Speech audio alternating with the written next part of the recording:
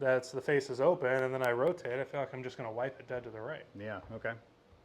That's So, similar to that kind of the stuff we talked about yesterday with Seekman, kind of steeps and shallows. Yep, for sure. Yeah, I mean, steeps are always going to be lefts, shallows, or rights, typically speaking. And as long as they balance out, Yes. or you don't have two of them and none of the other one, then you'll be all right.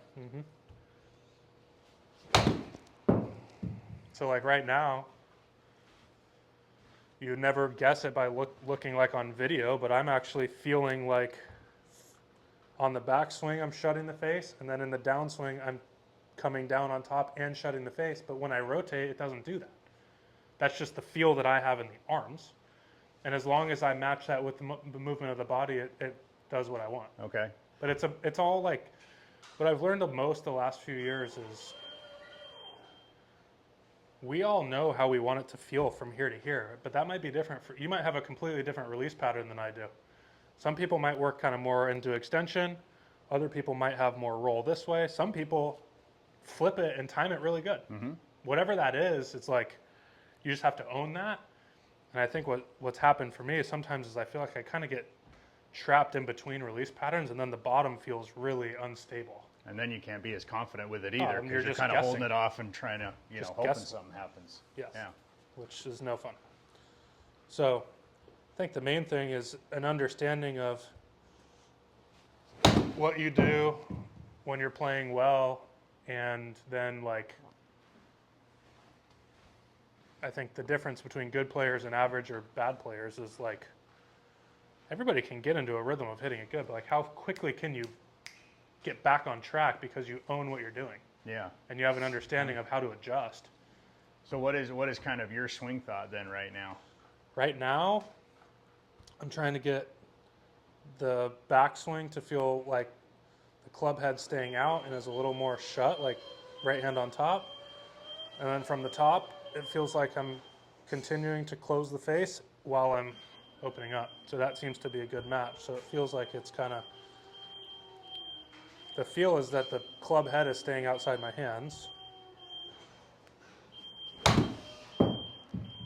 But, like I was saying a minute ago, even though I feel like that, once I rotate, it's going to happen. It can't not happen. Yeah, yeah. You know, versus if you got to the top and you didn't move and you felt that same thing, it would be a completely different look. Yeah.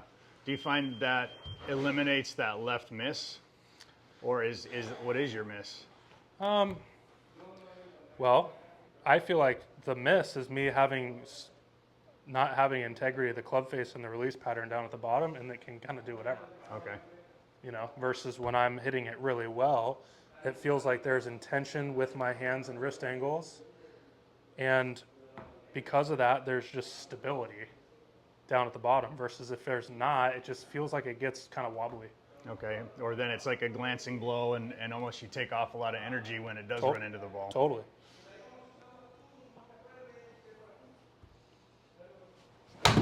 And have you always played a little draw? Yeah, it's interesting when I play my best, I'm hitting draws, but they're kind of with fade intention, meaning like I'm working from a 10-yard draw into a straight ball versus the other way around. Okay. Where it feels like the release is already happening, I'm getting a nice heavy hit, and then my intention in the swing is to pull draw out. Okay. Interesting. Like I don't like to have to feel like I'm having to manually release the club. To turn it over to try to hit it. I don't off. like that. Okay. I'd rather feel like the club is going to release, and I'm going to now work to take that draw out. Okay. Right? So Whereas some guys that hit fades want to feel like they're really releasing against that, and it's still going to do that. I'd rather feel like that club, just on reps, is working really well that way. And my goal now is to just take a 2 or 3 right path and straighten it out. Because I like to play with that feel. That's a playable feel to me. And to do that, do you turn harder, turn sooner? Yeah, I think for me it's set up in the backswing. So I feel like if I get depth on the way back, I'm never going to be a Victor Hovland and like route it back over to get the path left. Okay. So when I'm swinging really well, I'm actually going to control the curvature of the ball with kind of the direction of the backswing. Okay. So if I want to draw it, I basically am just going to take So backswing you almost hold it off a little more on the backswing? I'll just turn, no, I'll just literally, like I'm visualizing if I draw it. If I draw it, my backswing's going there. Hold on. Hey, are you going to be making a lot of noise? Just each hole and another hole. Okay. Like stop with a ball. Go ahead. Just do it fast. That's fine. Go ahead. It's okay. Said, are you going to be done? He goes, well, I just have to drill through a beam that's like that. And then one more. I was like, okay.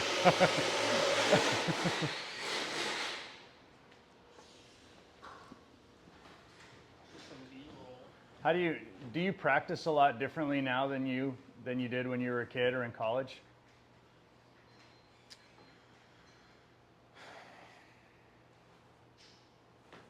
No. I've always been really good at playing golf. So a lot of where I get confidence is like, do I feel like I can literally hit the shot on the range? Like, and do I have a feel that I can translate to the course? So, you know, some people will do a ton of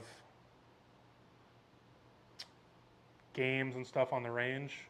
I would rather really execute and work on the technical stuff on the range and then literally go onto the golf course with a target, with wind, with pins, whatever, and see, is this translating or not? Yeah, and you try to make that transition really quickly. Like once you, I all right, try I can to. I repeat mean, it, at the and end then of you the go day, play. like I was saying a minute ago, I mean, the whole game is the ability to adjust and have your feels that you think you can go into a round today, a round at a tournament, a round on the final group in the final pairing at a tournament, and execute a shot. Because at the end of the day, like you're not having that many shots really that are like true stock shots. Yeah, that 115 So yard how gap can you wedge or something. how can you own your technical stock and then make minor adjustments to hit the shot that's called for, right? Like, and it doesn't mean you always have to hit the shot that's perfect. It's just a matter of like, can I execute whatever this feel is under the gun or not? Yeah. And like hitting balls onto the range versus hitting a shot on the course versus hitting a shot on a tournament versus hitting a shot at a tournament in a high leverage situation, those are all completely different things. And like, Yeah. if it's not translatable, it doesn't work, Okay. you know? Okay. So that's where, like, for me, almost the entirety of my practice is developing feels that I feel like I can take to the golf course, that feel like they give me the face stability, Okay. right? Like that, if I can have face stability and I can have a one-way miss, I feel like I can go score really well. If I don't have a stable face and I'm not owning whatever I'm trying to do and I can hit a two-way miss, I don't care who you are, you can't play the game. Yeah, two-way miss is a tough way to play, yeah. Like, especially not at a tour level, like the margins are just too tight. The pins are tucked, greens are firm. Like, you have to hit golf shots. Yeah. And you need to definitely know where it's not going to go. Mm-hmm. So that's like how I get confidence is like. Yeah, I was watching something a few nights ago, and they were talking about someone at Augusta, and they were just going through yardage books, and how like on every hole, half of the green is no, no, no. Yeah. And then yes, yes, yes, depending on when that pin is here or that pin is there, or what have you. Yeah. A friend of mine used to caddy on tour, and he was Sevy's caddy for his final round final Masters. Mm-hmm. And he said Sevy kind of pulled him aside and goes, "Son, I'm going to show you how to play the golf course." Yeah. And he goes, most of it was on, don't leave it there on 15 or 13. Yeah. Don't leave it over there on, whatever it Yeah. might be. Yeah, I've never had issues with strategy or course management or competing or playing the game. When I struggle, it's almost always from an execution standpoint with my full swing. Almost always. That's been the challenge for me on tours, just purely like execution. I can't say that I lose a lot of shots because I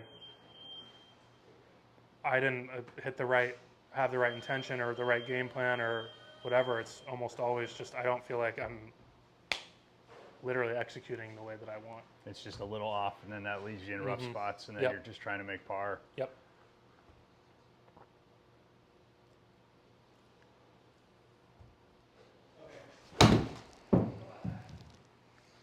But yeah, so for me, going back on what we were talking about, the draw, fade, whatever, if I'm swinging the way I want, I'm just controlling basically the shot that I want to hit with the trajectory of the backswing. So if I want to hit a draw, I'll take it a little more inside and try and do everything pretty much the same.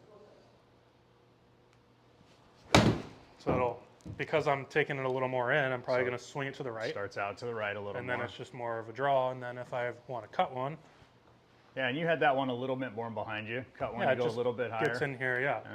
And if I want to hit, it's tough to fade a wedge, but relatively speaking, similar setup. I might open the stance, open the face a little, but for this one I won't. And I'll basically have the backswing just go a little more out. It should start a little more left. I don't know, maybe that fell an inch right. I mean, but point being is, relatively speaking, that's just how I've controlled kind of curvature. Like the path, I guess it's not on there, but Yeah, I don't have the club part of it on. We'd have to put the dots on your clubs and everything. But yeah, I mean, the main thing for me as far as getting confidence is just feeling like I have a good baseline on what I'm trying to do.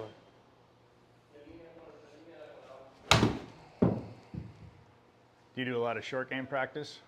Or No. again, just do that on the Almost course, none. situational Yes. stuff? Like I said, I've always been a really good short game player. I've always been a really good putter. I almost putt. I don't pretty much putt at all at home. Really? Maybe 2 days before I go to a tournament, I'll work my mirror and string drill just for my setup. But historically for me, the more I putt, I start making it more complicated than it needs to be. Now you're trying to read Yeah. into things and what have you instead of just getting up there and go. Yeah. And kind of similarly with short game, I mean, I'll do the short game stuff on the course, but I'm not going to sit on the chipping green and hit 100 chips. Like, it's just not what I do. Okay, yeah. But again, it's like that method for me. I'm not saying that's the way, but for me, I've just always been good at it, and it's kind of intuitive and natural. Yeah. Whereas the ball striking thing has always been like requires a lot of attention. Like if I did that with ball striking, I feel like I wouldn't have any ownership of what I'm doing. Like I have to be in a routine with ball striking Okay. from a technical perspective. So that you can kind of get rid of all the distractions Yeah. and really be focused on what you're trying to do. Yeah, just has kind of ended up that way for me. Some guys, the exact opposite. Other guys don't have to hit balls because they just feel like that's the strength and it doesn't require too much maintenance. But then they can't get in the hole from 4 feet and they're on the putting green for 3 hours trying to figure it out. So it's just it's different for everybody. Beau, can I dot up your 7-iron? Yeah. Let me get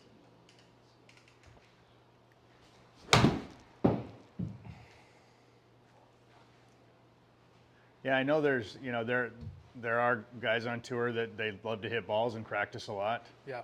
and then others that don't. And it's interesting to have that conversation with amateurs about what do you need to do to really get better. And the thing that I try to remind them is when they come to the range and hit 100 balls, all they're doing is hitting 100 balls. Yeah.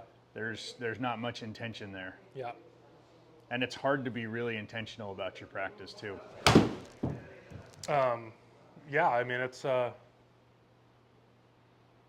I think the main thing for those guys is like, most people, all people that are a 10 handicap or worse have no clue what they're doing until they get put on the right train. Like they don't intuitively know. Not good enough yet, right? Like if you took me and went and played some sport that I'm more or less a 10 handicap at, I don't know what I'm doing. I think I do. Yeah. But someone that really knows what they're doing could probably be like, this is totally jacked up, and it's not. You just don't know. Yeah. Yeah. So the challenge, the first step is, to your point, before you go bang 100 balls, like what are you trying to accomplish? Because if you don't have that, then it's a waste of time. And more or less, you're probably just grooving bad stuff. And I tell people when they do that, I say, hey, thanks for your return business. Yeah, right. Because all you did was ingrain the same stuff you were doing before, and you're going to have to come and try to work it out. Yep. And it's probably not going to happen all that easily. Yeah.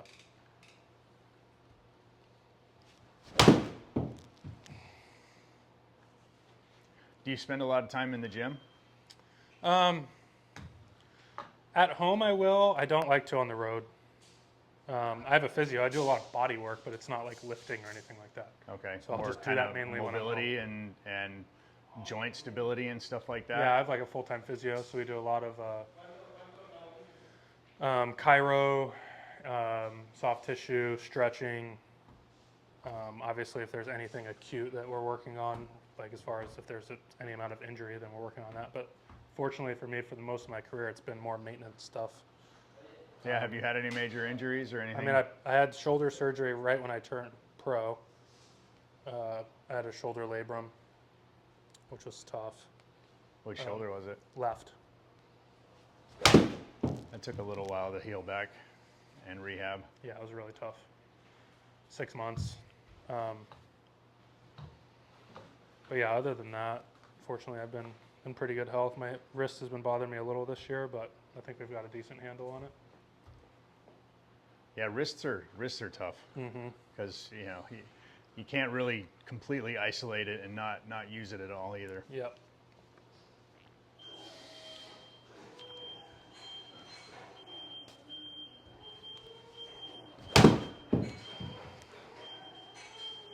Yeah, what do you think it is then that has made you such a good putter? As a kid, did you like it and do it a lot? No, I was a good putter as a kid. I've been a way better putter as a pro. What's made me a good putter? I don't know. Maybe I do think with putting, well, with anything, but there's like an innate skill of being able to visualize what the ball is going to do.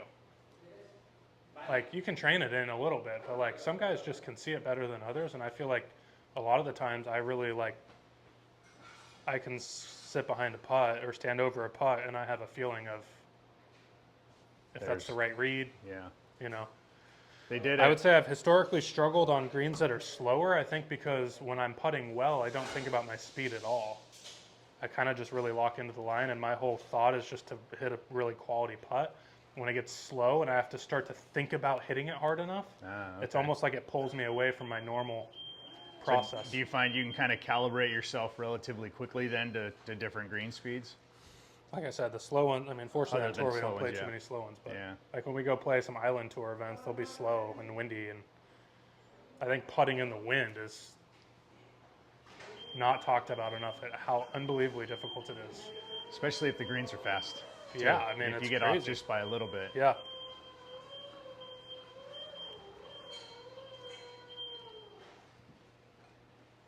What other sports you play growing up? I played them all. The only other one I was good at was baseball. Yeah. I was good at baseball. Anthony was a baseball guy. Yeah. What position did you play? I mean, I stopped playing only when I was like 12 or 13, maybe 12, but pitcher, catcher, shortstop. Like I was good at baseball. Yeah. Everything else I was not good at, but I think hand-eye, anything hand-eye, I'm usually pretty good at. Like darts, cornhole, that kind of stuff. Yeah, I You'll mean, hold if I your own? played like ping pong, we played a lot of ping pong in college. I got pretty damn good. Okay. I haven't played in a long time, but I think anything like that, I definitely have that skill set over the run and jump. Not a lot of talent there. It's overrated. Yeah, right. We just won't tell Mila. Yeah. Yeah, it's amazing when we get kids, and that's why we have the athletic part of our stuff. Because kids, I mean, they just don't go play. Play outside. what? Just play. Go outside and play sports Oh, and yeah, take yeah. a ball and No. just, come I was back probably later. the last generation of that. Probably, right? And Yeah. you're what, 30? Yeah. Yeah, I would say you were the last generation of that for sure. I wouldn't even let my kids go out all day like that anymore. Yeah. Well, Sam, I would, I guess. He'd be fine. He'll get in a fight with somebody. He'll hold his own. When was it that you told yourself, like, yeah, this is what I'm going to do for the rest of my life. I'm going to play. Probably 13 or 14. Yeah. I felt like I could be really good at it. And then you kind of said, this is what I'm going to do. Yeah. And even when you were a kid, was it mostly go play more, or did you practice more? Yeah, then? I did both, but I was on the course a lot. I got lucky. I grew up at Mission Viejo Country Club, which is a proper Okay. golf course. Yeah, that's a good. So like you had to actually go play golf. You like hit golf shots and There's a lot of up and think, down. and some yeah, I mean it's a stuff, real golf course.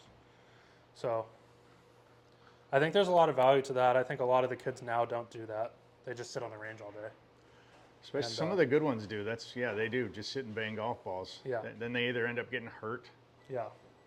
or they kind of burn out. Is Kai back to normal now? Is he feeling better now? He's hurt again.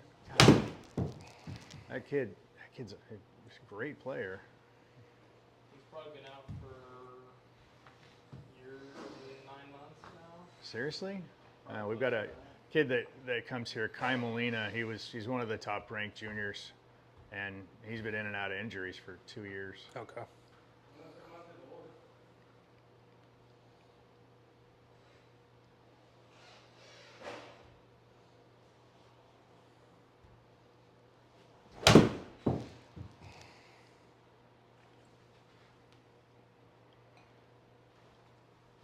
Sweet. Bo, I got some of the dots on your 7-iron if you want to play right now. Okay. Thanks.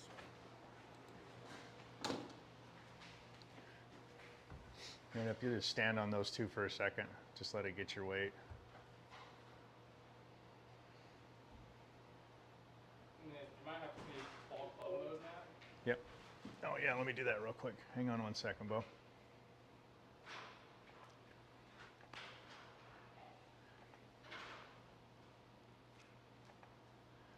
Yeah, I'm working on kind of a system where we can come in and get some data, and then, like you were saying, it's really about, all right, what are we trying to change and Yeah. why, and then what does that feel for you? Now Yes. go work on that, and then come back and we'll check it. Yeah, I like that.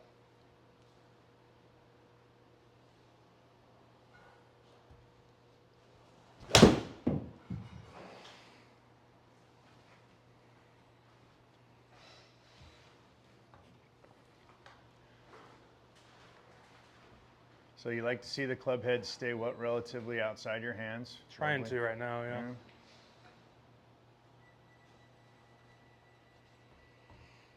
Do you do a TPI screen usually, or do you often do them? I haven't, no.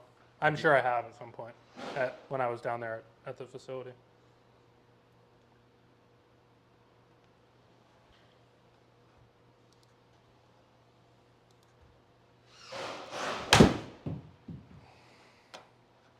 Have you been there since they redid it?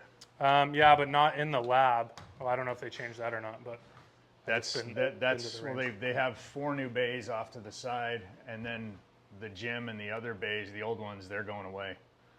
They're gonna really? they're gonna knock that whole building down, that middle part, and build a proper clubhouse, is what they're calling it. okay, got it.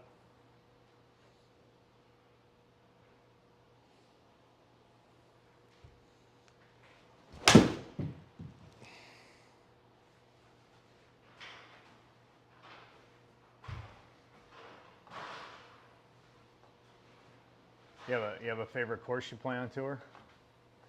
Riviera is the best by far. That place is amazing, isn't it? So I good. got the chance to play there a few months ago. So good. We were standing up at the top after we finished, like, settling up with the caddy and what have you, and Larry David comes walking up, and just he's like, eh, and Yeah. he never really said much, just kind of grunted and went out and hit some balls.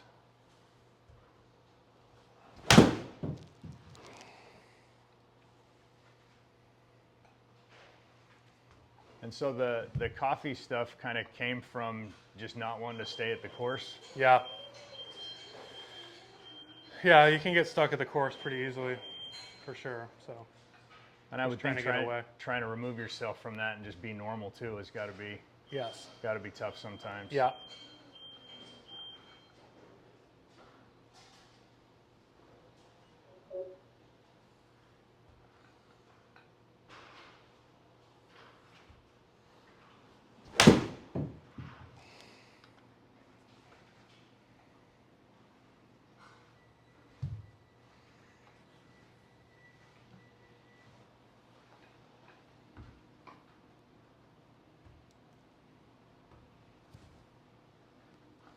Let's see. I think you're accomplishing what you want to on your backswing. See where your club head Yeah. is. It's right up the plane. Yeah, it feels really this way. So obviously that's where I'm coming from. I prefer a slightly shut club face on the way back. I'm not a big fan of the full toe up rotating, 'cause then Well, it it depends. easily drops Again, it behind you depends. more. Yeah, it depends. It depends what your release pattern is, right? Like for me, if I get the face too open, I'm just not good at squaring it back up. Some Okay. people are good at that. I'm just not. So it's got to be stronger going back, so that I don't have as much to do. Yeah, Does that make sense? yeah, for sure. And I find with amateurs a lot of times if they start getting behind themselves and really flat, you just expose the hosel to it, and you really have to time it, and that's probably not going to be the easiest thing. Yeah. Should we quiz you, Anthony? What do you think? With me?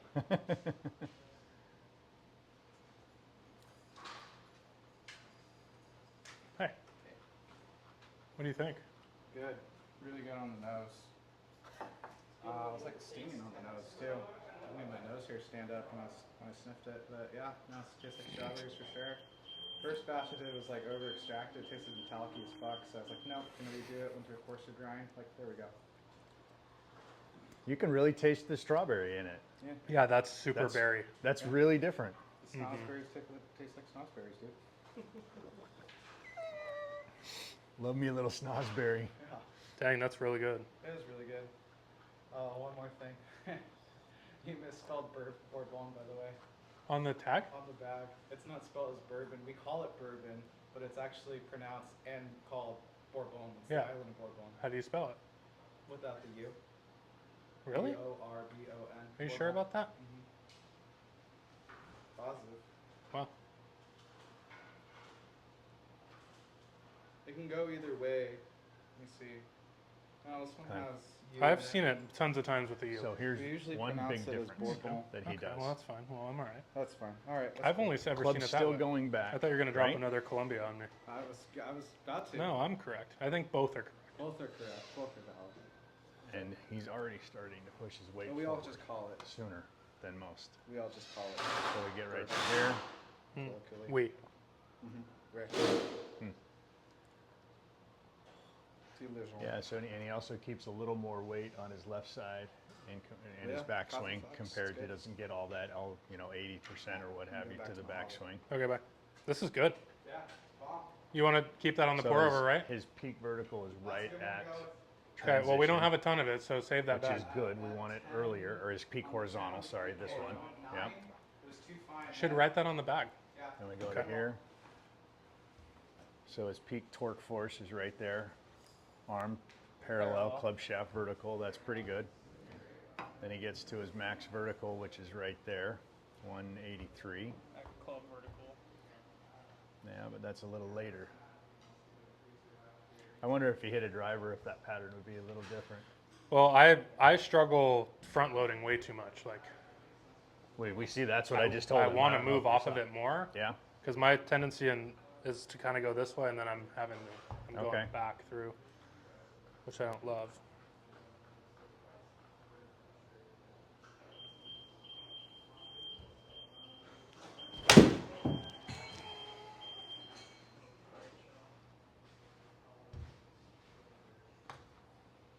Curious if that one I moved off it a little more. oh, I didn't get that one. Oh. Here.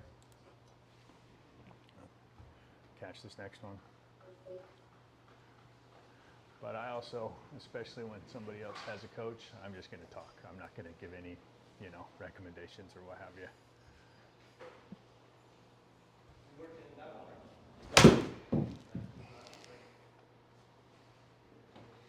So that one you felt like you kind of got into your trail side a little bit more? I felt like I just had for me it feels like lateral shift both ways. Okay. A little bit to the right in the back, and then a little bit left in the down.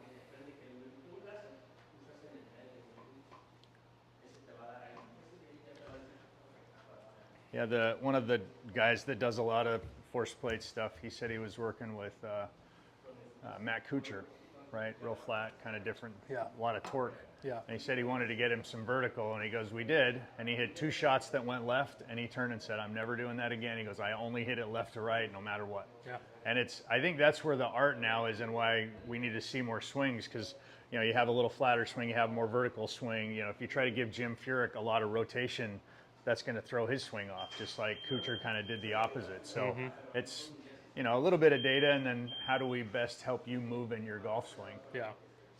Well, to your point, like, what are you trying to accomplish? Why does Matt Kuchar need vertical if it brings in a shot that he's never hit in his career? It might give him another 15 or 20 yards, but he said, And I a can't provisional. I can't live on that side of the fairway, yeah, or on the side of the golf course. Yeah, that's just not who he is, right? Like, probably never has been. Obviously hits it really well. Probably costs him a little distance, but But if he knows where it's going, and has for 30 years. so. And do you know what these different areas are? Okay. So we get pressure. See, that time you got a lot more pressure into your trail side. The one before it, you were only about 80%. This one, you went up to 90% of your pressure on your trail. Yeah, that curve's different. Pushed a little harder there. Yeah, it happened a little bit faster. But it's weird. I mean, a 7-iron, you're not trying to pump it out there. No, but I do think it's nice to have continuity in your whatever you're doing. In a perfect world. And I don't think that is a thing. Like, people try and simplify it too much. The fact is, a driver is a different swing than a wedge. Like, it just is. Now, you would like to have as many consistent pieces as you can. But Great. one of them, you're swinging on this plane, you're hitting 3 or 4 up on it. The other one, you're working on this plane, you're hitting 10 down on it. Yeah. How are you going to swing those the same? And You want to have as many continuous pieces as you can. Like, I would hope that the feel in a perfect world with your wrist angles and structure and stuff like that is similar, but your setup completely different. The width of your stance, the tilt of your torso, all these things, right? Like, everybody wants it to be like, oh, I just swing the same on every shot. It's like, well, maybe, but like I was saying a minute ago, you're not pretty much ever going to be able to like truly fade a wedge. No. It's so hard to do. Like, Yeah. you feel like you're cutting the heck out of it and it's going to move a yard. Yeah. You do that same feel with a driver, you can cut it 40 yards. And now you're off the planet. Yeah. It's just it's really, so that's where the nuance, and that's what I was saying, like having some ownership and then going on the course and finding the nuances to different shots and different clubs and whatever trajectories, that's where like guys get really skilled. Yeah. Because you can't just come play simulator golf. You want to have your baseline built in here and then be able to do the minutia. Yeah, I've read there's some guys that are learning how to cheat a simulator, and so they're really good sim players, and then they get out on the golf course and they no can't clue what even. they're doing. Yeah, no control, don't understand lies and turf and what have you. Yeah.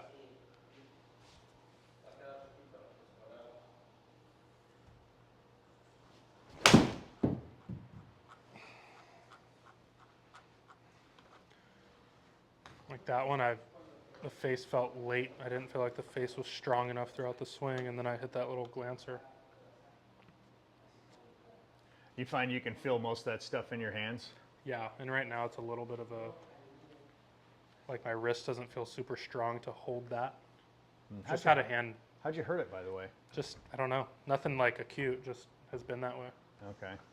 But that's why I'm really having to like feel like this thing's kind of working in this motion, because it's like, feel like it's weak.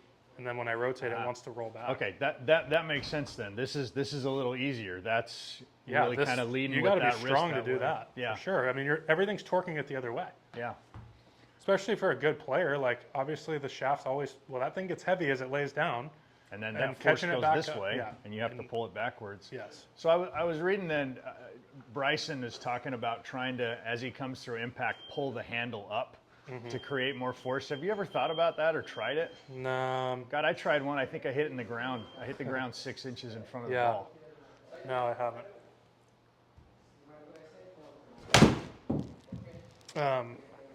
But that's to the point a minute ago. It's like, whatever his feel is, I don't know what, but like, who knows what that accomplishes for him? But the fact is probably every other person who feels that same thing, it probably doesn't accomplish the same thing. It depends. It's everybody's so different.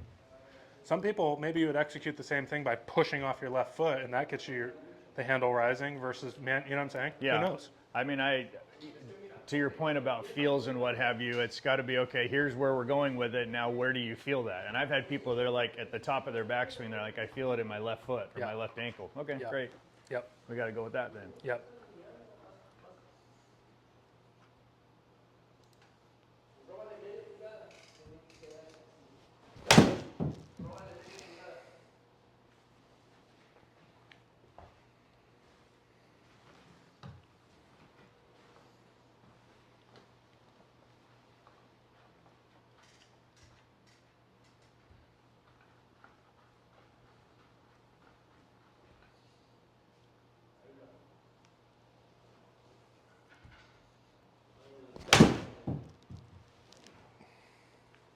It's like that one felt like I had the marriage of that face feeling turned down and the rotation. And both of them.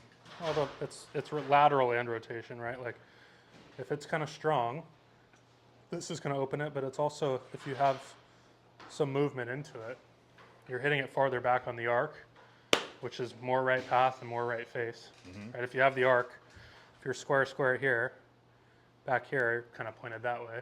So if I move laterally and hit it farther back, it's going to probably go.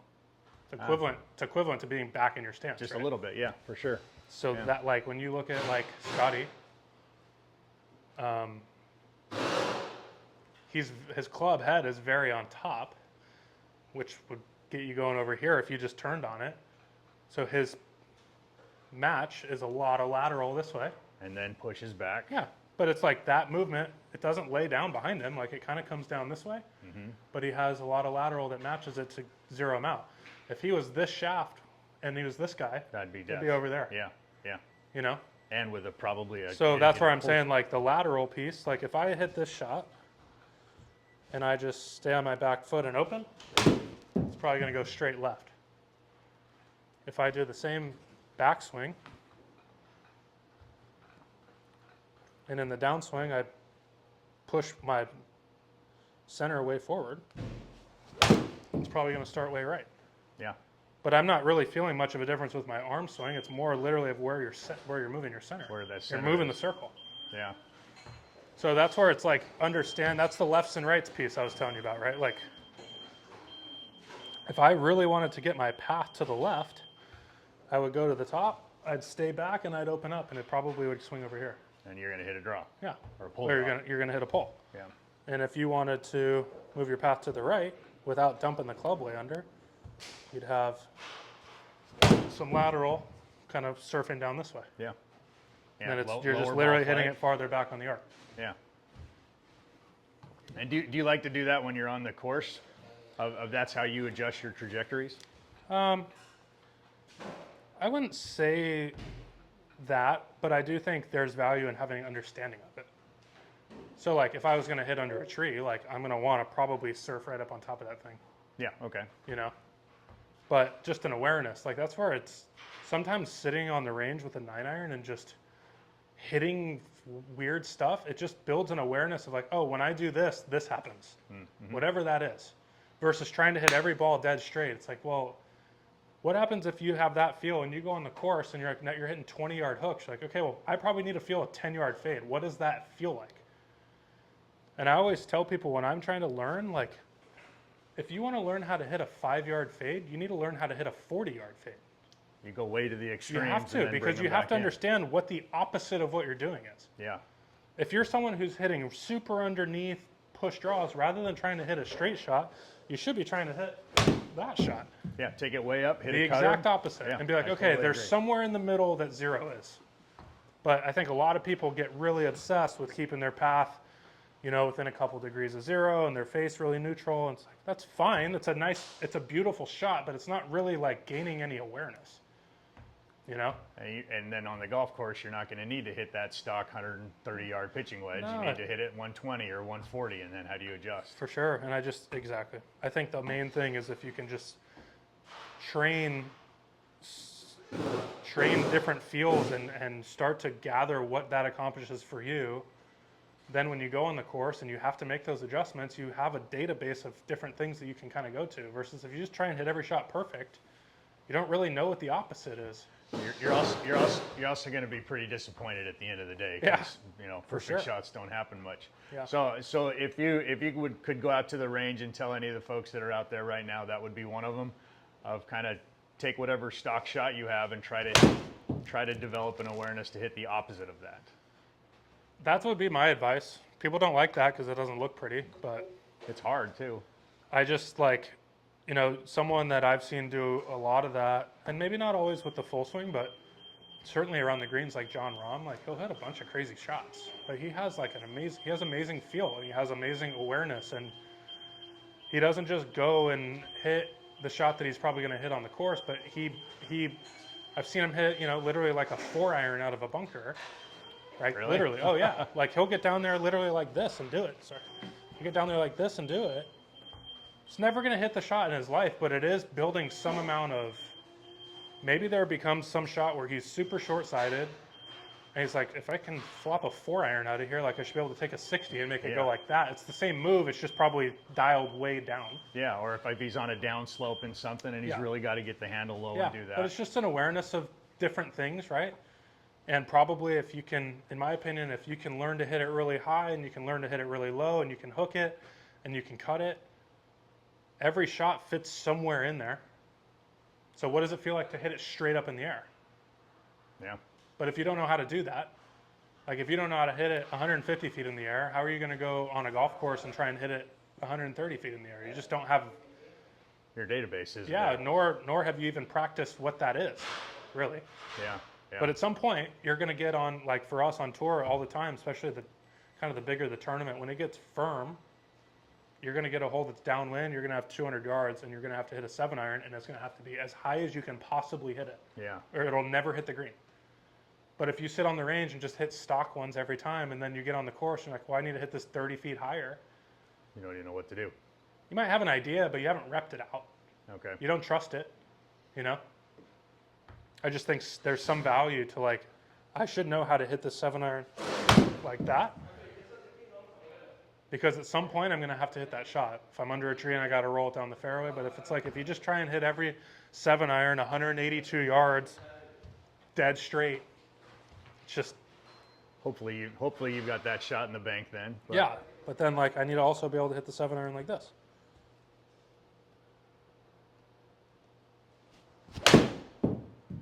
Right? Like that one's probably 120 feet in the air or whatever.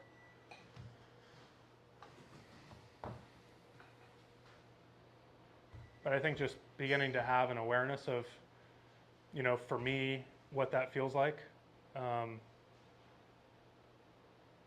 look at that. You hit it 2.3 up. Good job. Yeah, right? That's not the easiest thing to do. Yeah. Oh, no, four down. Sorry, the lie angle was 2 up. Sorry, I was looking at the wrong one. I say, wait a minute, if you did that with a 7-iron, that'd be amazing.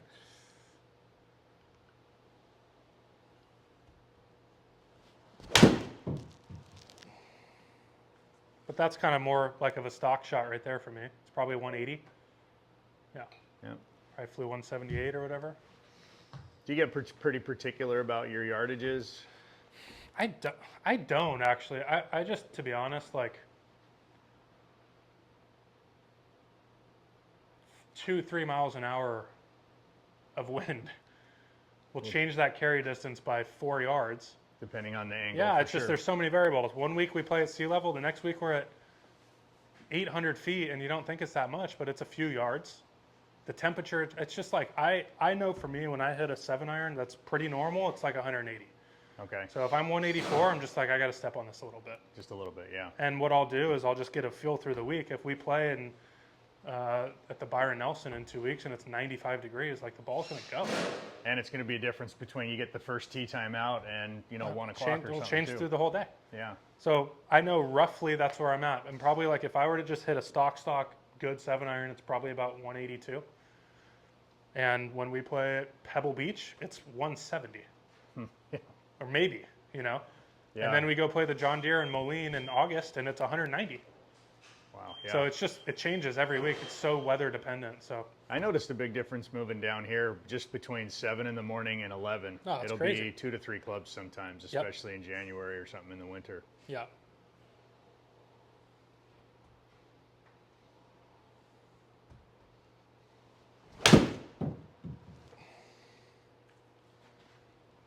So what is it then that's kind of keeps you coming back every day?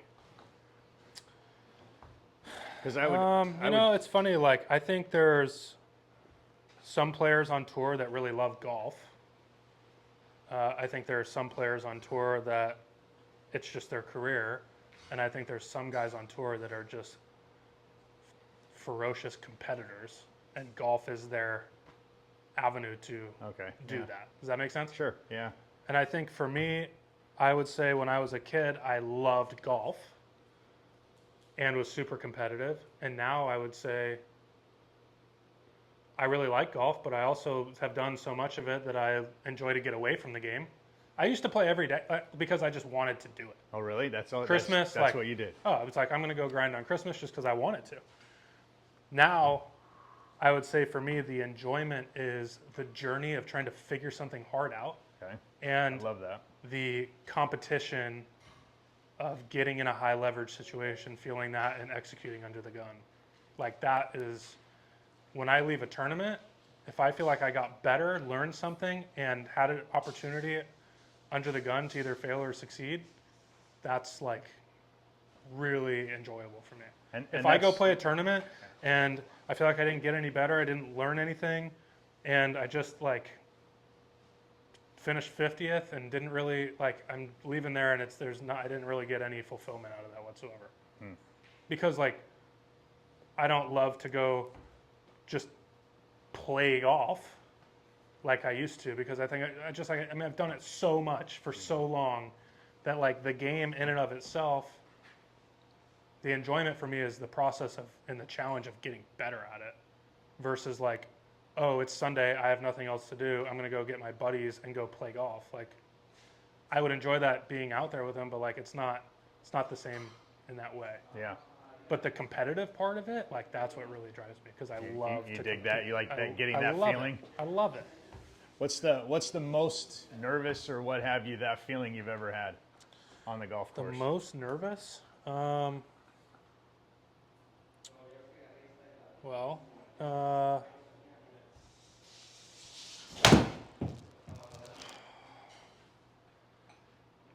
it's funny, people talk about like how nervous you'd be trying to win a golf tournament. Undoubtedly, for every player in the world, I think the highest leverage moment you can have is when you're trying to get on tour and it's right in front of you. Because it's literally career changing. Life change. I mean, everything. Yeah, you're right. Yeah. Right? Versus like winning the Farmers is amazing. If you finish second in the Farmers, you're in a pretty good spot still. Yeah. If you finish 26th on the web.com points list and you're now playing the web.com again instead of the PGA Tour, you never know if you're going to get that chance again. Yeah. Does that make sense? Sure. Versus Okay. every player that's on tour, you're getting 30 chances a year to go win a golf tournament. And to then keep your card and keep going and all that. Yeah. But on the court, like that last round that I played, like I went into the final tournament of, also, I'll say this before I say that. Typically speaking, if you're in contention to win a golf tournament, you're playing really well, you're confident, you're kind of on autopilot, like you're feeling good. I was 23rd, it was 25 cards at the time on the web.com then, Corn Ferry now. I was 23rd on the points going into the last tournament. I just played 16 weeks in a row. Cool. I don't have to finish in the top 10, but like I need to probably finish top 40 to get my card. And I'm playing like dog shit. You're tired and Tired as shit. Probably just. And I'm just like, fried. man, like this is a grind. And point being is like I got to the final round, made the cut, and I didn't need to shoot 65 or anything, but I needed to go play golf. Like I couldn't shoot 74.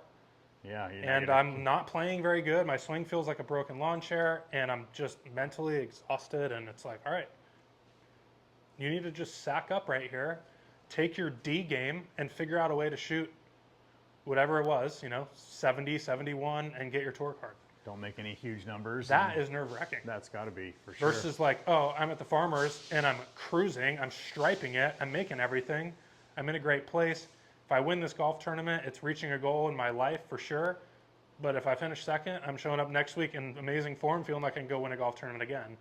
Versus that Corn Ferry, when you're struggling, you're grinding, you're tired, and you're like, all right, I need to like literally as deep down as I can dig right now to perform. Just to get it done. Just to get it done. Yeah. That's nerve-wracking. Guys, you'll see their putts at Q school to keep their card, to get their card. Like, that's nerve-wracking. That's way more nerve-wracking than whatever might be, right? Like, now, with that being said, I haven't had a chance to win the Masters yet or anything like that, but I'm saying for me thus far. But you used the right word. You said yet. Yeah, correct. But that's nerve-wracking for sure. I've always thought, like, even those guys coming up that, they've got to go out and make 3 and 4 footers to pay rent and just to get to the next week and what have you. They don't really have the same kind of sponsors and a little backup setup, if you will. That's career on the line. Yeah. That's a lot of pressure. You know? Because the thing is, too, with golf, as a pro, like, no one ever tells you you're done. You can just keep playing. You can keep playing the mini tours. You can sign up for tournaments, right? But, Yeah. like, but you know that, like, you need to progress and get to the tour. Like, it's just, that's what we're all playing to do, right? And do you think there's a big difference behind the physical game of those guys on Korn Ferry and then most of the guys on tour? Yes. Not always, but yes. What do you think the difference is? I think that, well, I should say this. Every good player has certain things that they do really well and other things that are just always going to be a constant, like, I need to keep up with this. I think, with that being said, on the PGA Tour, there's X amount of players that you look at in a good way and you're like, how are you on the tour? Like, you don't seem that good, but you figure out a way to get the ball in the hole for 15 years out here. Yeah. Okay. And then there's other players that you see that are playing the Canadian Tour. They're like, how are you not on the PGA Tour? Because you don't know how to play the game, right? At the end of the day, like, I think that gets lost a lot. Is like, what is really the goal? The goal is literally to shoot the lowest score. However, there's some guys that make a 72 look beautiful, and there's guys that make a 68 look ugly, Yeah. Okay. right? But I'm saying, like, I am more impressed by the guys that you play around and you're like, God, that was ugly. What'd you shoot, 75? And it's like, no, it's 68. Like, what? You know? Because But they there's a know, lot of that. yeah. I'm saying people out there, they're professionals. They know there's only one thing that counts. It's literally the number that you put on the card. Yeah, and you can do it different ways as long as Tons you of can different get the ball ways. in the hole. So when you ask the difference, to me, the difference is the people on the PGA Tour have figured out what their game is. They own it and they execute it at a high level and they put the ball in the hole. Because the thing with golf is that undoubtedly there's no free lunch. Every person on tour has earned the ability to be out there. Yeah. You might get sponsor exemptions. If you don't make $1 million in those sponsor exemptions, you're back without nothing. Yeah. So it's very, like, I think everybody out there has a respect for that. Every single person out here is there for a reason. They've earned the ability to be there because it literally, the only way you move up is by putting the score on the scorecard at the right times and advancing. And you got to go out each week and make a cut and then keep going. Yeah, You know, I mean, you it's don't just have that's it guaranteed for the year or no, anything. no one has any guarantees. So they've earned the ability to be there. So when you ask the difference is there might be a guy who's a better golfer on the Korn Ferry Tour, but he hasn't played the golf he's needed to at the appropriate time to advance yet. Doesn't mean he won't. I'm just saying at that stage, Yeah. if he had, he wouldn't be there anymore. Yeah. You know? But, like, if you went up and down the range, there's some guys on the PGA Tour that wow you when you watch them hit a golf ball, Okay. for sure. Like, there's probably 10 of them. I mean, If you I've if spent you were some to time go and behind just Rory walk down the and range stuff. and Rory McIlroy's hitting a golf ball, you're like, that is different. He can hit shots that a lot of players physically cannot hit. But 95% of the players on tour, the guy on the Korn Ferry Tour could physically do every single thing that they do. They maybe just don't do it as consistently or they haven't done it at the right time yet. Yeah. That timing is a big part. Timing's huge, but what is timing? Like, it's the ability to lock in when you need to and figure it out. That's a skill. It's not just luck. And it's also then, like you said a minute ago, about knowing that you don't have your A game, but being able to say, you know what, my C game, I'll probably be okay. Yes. And I can at least hang and not get lapped Yep. too far behind. Yep.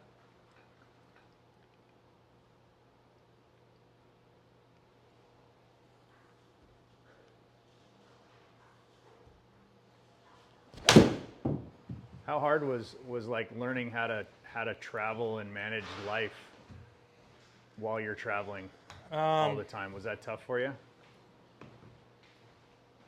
Yeah, for sure. It's different. I mean, even though, you know, when you're in college or a junior player, you're traveling, you know, doing all the stuff, but you're not booking it. You're traveling with a team or with your parents. Doing it by yourself is a different animal. Yeah. So do you do a lot of your own kind of travel arrangements and stuff? I or you do have just someone because that like I helps you? like to have control over it, but a lot of guys don't. It takes me 3 minutes to figure out what hotel I want to stay at and book whatever. But yeah, I mean it's a different lifestyle. I think people see on TV what we do. We play beautiful golf course all the time, but like it's a grind. I mean, you go play 6-7 weeks in a row, jumping on planes every week Oh, in hotels. Like it's I mean, not yeah. always glamorous. It's glamorous when you're playing really well, but it's certainly a challenging lifestyle without a doubt. Yeah, I mean, I just different food, different beds, Yeah. pillows. Yeah, I mean, all of it. Mm-hmm. And then you're still trying to perform at a high level too. Yes.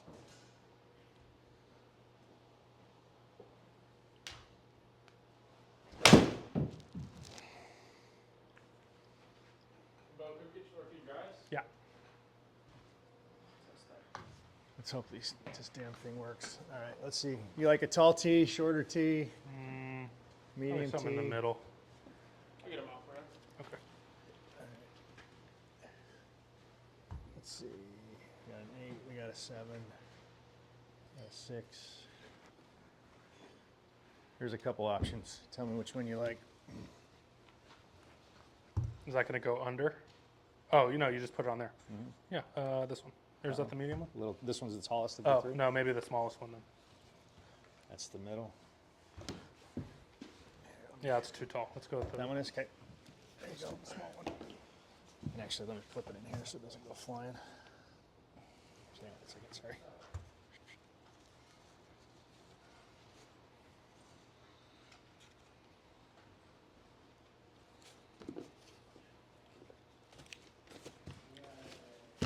And the tees don't go flying, and it can handle the white. Now we just got to make sure it can find it. There we go.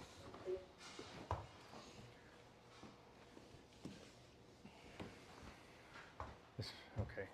Cooperate, you stupid fucking thing. I don't Good? need a lot, I need one. Good? Yep, should be good.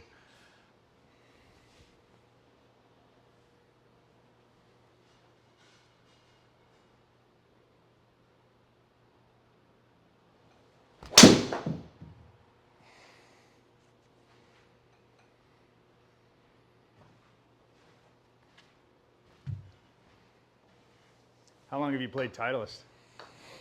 Probably 4 years, 5 years now. What did you play before that? TaylorMade. Okay. What prompted the switch? Let's see. Well, I was using TaylorMade for a while, and then I was a free agent for a couple I years. To move it in here just a little, sorry. Okay.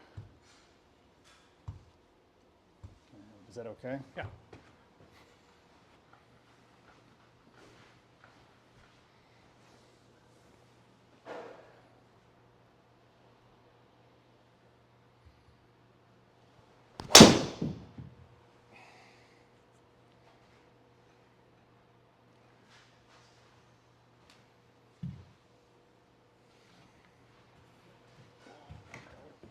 What when you've changed or looked at, is it the deal that they give you, or is it the clubs that kind of No. the performance, or what has prompted those? Clubs.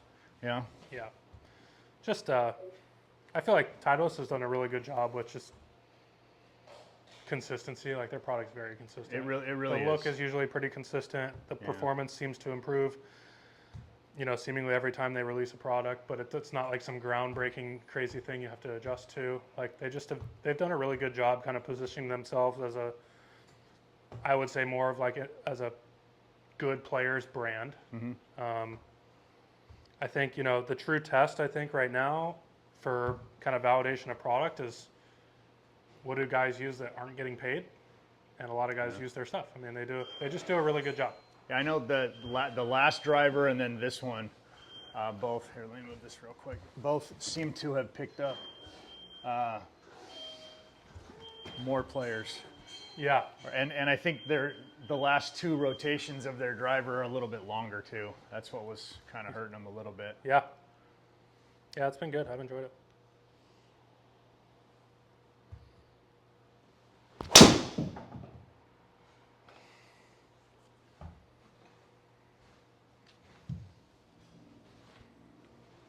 Have you played much with a gun, Yang? Do you know him? When we were kids, I haven't seen him in a while. He was here last week. Oh, okay. One of my buddies has been treating him. He's a PT. He's had some back trouble. Yeah. So I am going to remind Gunn that your club head speed's a little faster than his. Is it? A couple miles an hour, yeah. Now he wasn't even able to hit driver until maybe a week ago, Oh, okay. week and a half ago.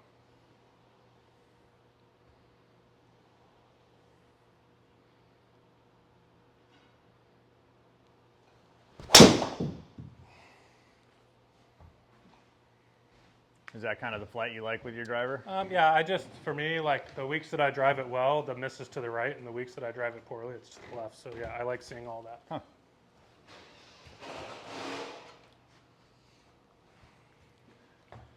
All right, let's see if I can get a little speed on one.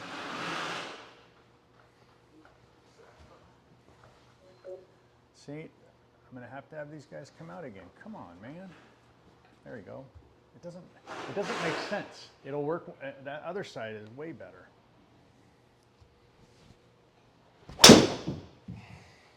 He went after that one a little more. Yeah, that was hit.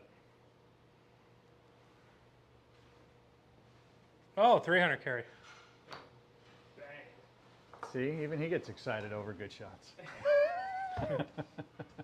My only, well, maybe that was that. That's a pretty good strike. My right gripe there. with quad, this is the Hawk, but the quad, when the spin gets low with the drivers, it'll exaggerate carry. I don't know if it does on the Hawk or not. Oh, really? If you have the little device, which I have, Yeah. if you spin it at 2,500, or it'll say it went 317, I'm like, no way. Huh. But only when it gets down like under 3,000. So like Really? the 3-wood's fine. Yeah, the driver does that. But that looked appropriate. That probably flew 300. With that speed, yeah. Probably with that backspin and that launch. Yeah, it was a little higher on the face. Yeah. That was hit well.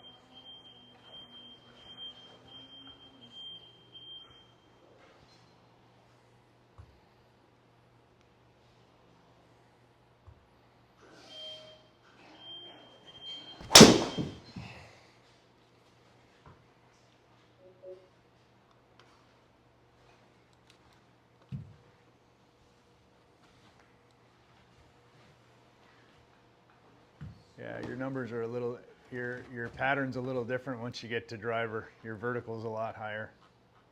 So is your torque. Probably Yeah. just trying to hit it hard. Other it's the 7 irons, difference. I wasn't trying to hit it hard.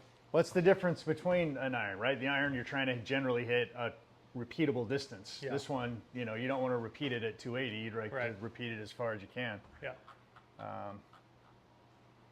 Yeah, you pushed a little harder. So torque was up. But notice now, look at where his max vertical is though. So your max vertical with an iron was kind of, your club was right in here, and now that's in a really good spot. A little double jump.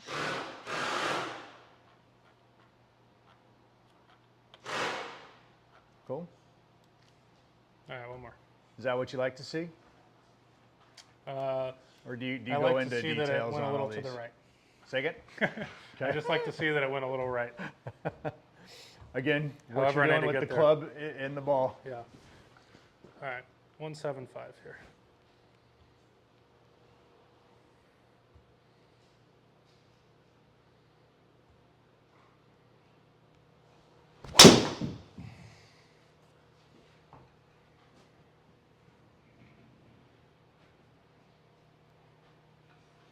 Probably not, but it went far. Pretty smooth. Yep.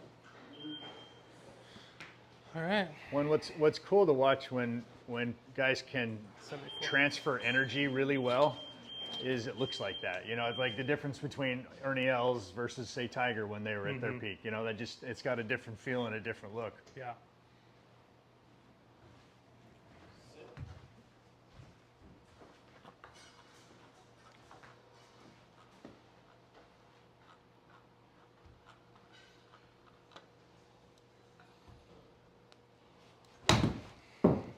It's funny how, like, I would say 80% of my range sessions, at least, are either partial shots for length of swing or partial shots for speed. Okay. Like, I'm not hitting full pop pretty much at all. Like, the amount of drivers I'm going to go, I'll probably hit 5 drivers full. And But I might hit 15 at 70%. Huh, okay. because I'm just working so heavily on this zone right here. Like this is literally all that matters. So if you feel like you're good there, then you move on. And it's just and a do longer something version. else. Yeah, okay. But like for me, if I feel really good from like here to here, I feel like I can hit any club and I am good at making the minute adjustments. But if this feels unstable down here, it's a nightmare. So what do you, when you do feel a little unstable, what do you try to do to get that back? Get a feel for it. Okay. Hit 100 balls and Start practicing. and auditioning find it? different stuff and say, all right, what am I like trying to accomplish? And then how do I find a feel that fits that? But like right now, I'm trying to feel a little more shut. Like it feels like it gives me a heavier hit like that. Versus when I feel like it's open and glancy that way, I hate it. And it spins I up want the to feel like face a the little face bit. the face is kind of feeling down.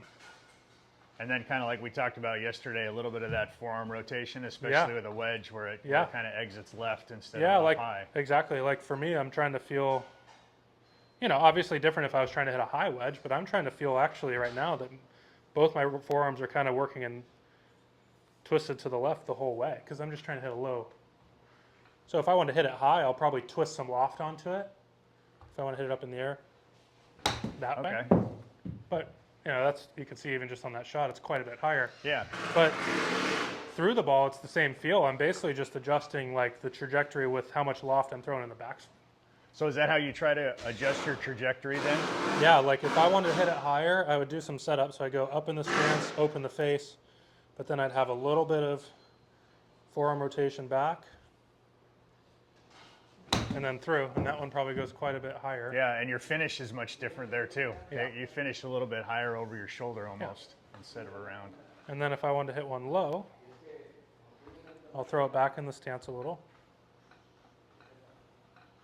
And I'll kind of feel like the backswing, that face is still pointed down, but then I still want it covering rotationally through as well. So it's kind of like that way. That should be quite a bit lower. And that should take a couple of hops and That's kind of the one that's, relatively you want quickly. one hop and check up. And